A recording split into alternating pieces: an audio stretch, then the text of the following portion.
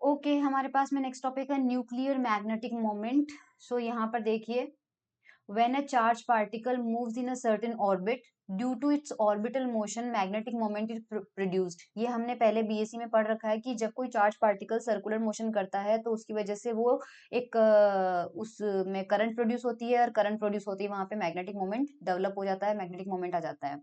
This magnetic moment is directly proportional to the angular momentum of the charge particle. ये magnetic moment जो होता है वो angular momentum के डायरेक्टली प्रोपोर्शनल होता है। क्यों होता है ये मैं बता देती हूँ थोड़ा सा आपको, या फिर ये यहाँ पे देख लो क्यों होता है। ये देखिए मैग्नेटिक मोमेंट का फॉर्मूला हमारे पास होता है current into area. Correct. Circular motion में हमारा चार्ज पार्टिकल जो है वो मूव कर रहा है, सो करंट का फॉर्मूला हो जाएगा charge upon T, so E upon T हो जाएगा, और टी की value 2 pi R upon V हो जाएगा, क्योंकि यहाँ से यहाँ तक जाने में डिस्टेंस ट्रेवल कितनी करी 2 पाई आर, कितनी स्पीड से करी वी से करी, तो टी की वैल्यू 2 पाई आर हो जाएगी।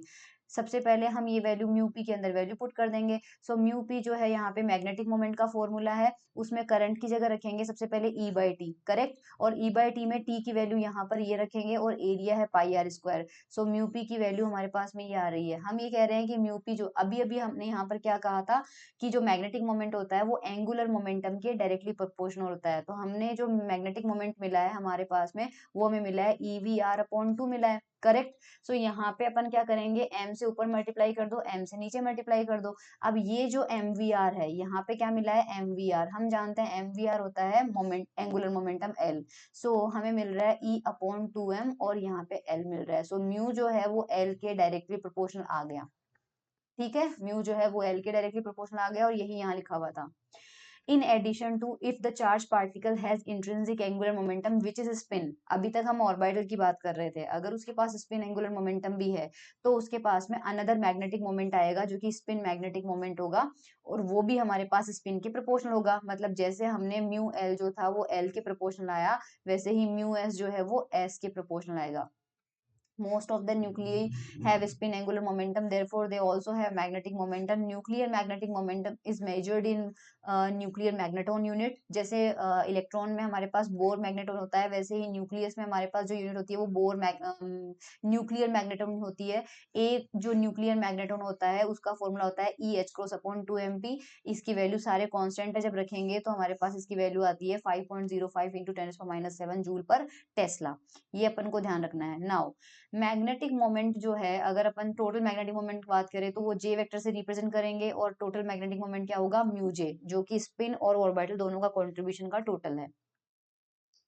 ठीक है, तो हमारे पास में यहाँ पर म्यू जे का जो फॉर्मूला आएगा वो कितना आ जाएगा, mu J is equals to G J J mu one. ये हमने एटॉमिक एंड मॉलिक्यूलर फिजिक्स में पढ़ा है, लेकिन हम क्या पढ़ रहे हैं अभी, हाँ आपने फर्स्ट सेम के सेकंड सेम में एटॉमिक एंड मॉलिक्यूलर फिजिक्स पढ़ी होगी, वहां पे हमने ये फॉर्मूला प्रूव किया था mu J is equals to G J J और म्यू एन, हमने एटॉमिक एंड मॉलिक्यूलर फिजिक्स में पढ़ा है। सो न्यूक्लियर जी फैक्टर की जो फॉर्मूला आता है वो mu J upon mu N J आ जाएगा यहाँ पे। ओके। ये न्यूक्लियस का जी फैक्टर होता है, इसे जाइरो मैग्नेटिक रेशियो भी कहते हैं, जो हमारे पास में डिफाइन होता है। एक न्यूक्लियर जाइरो मैग्नेटिक रेशियो होता है, वो होता है mu J upon J H cross. ये होता है हमारे पास mu J upon J H cross.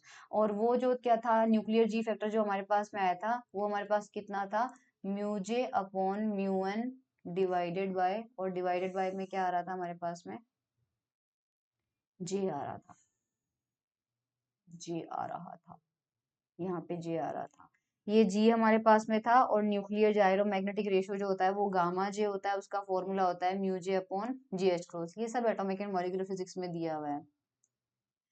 तो यहाँ से अगर मैं इसको इक्वेशन नंबर 1 मानूं और इसको इक्वेशन नंबर 2 मानूं, ये इक्वेशन नंबर 2 है, तो इक्वेशन 1 और 2 को यूज करके क्या आप जी और गामा में रिलेशन निकाल सकते हैं, दोनों को डिवाइड कर दो। करेक्ट। गामा जे को जी से डिवाइड कर देना, राइट हैंड साइड में कुछ टर्म्स कैंसिल आउट होंगे और आपको ये रिलेशन मिल जाएगा। अब यहाँ पे ध्यान रखना, प्रोटॉन के लिए जी की वैल्यू ये होती है और म्यू की वैल्यू ये होती है, न्यूट्रॉन के लिए जी की वैल्यू ये होती है, म्यू के लिए भी ये वैल्यू होती है, ये आपको ध्यान रखना है बस, है ना। और बाकी कुछ इंपॉर्टेंट नहीं है। ये न्यूक्लियर मैग्नेटिक मोमेंट है। अब थोड़ा सा यहाँ पर देख लेते हैं, यहाँ पर भी EVR/2 था, यहाँ पर थोड़ा सा और डेरिवेशन कर रखा है। एल का फॉर्मूला MVR होता है, तो लास्ट में जो है दोनों का रेशो लेते हैं और दोनों के रेशो से हमें यहाँ पर गामा मिल जाता है। गामा हमारे पास E/2m आ रहा है, और हमने यहाँ पर भी जो गामा का फॉर्मूला देखा था वो 2m आया था क्या? नहीं, यहाँ पे म्यू/J आया था। एनीवेज, तो एक को ही फोकस रखो, ये वाला न्यूक्लियर मैग्नेटिक मोमेंट आपका हो जाता है, इसको छोड़ दो। अब हमारे पास आता है इलेक्ट्रिक क्वाड्रुपोल मोमेंट।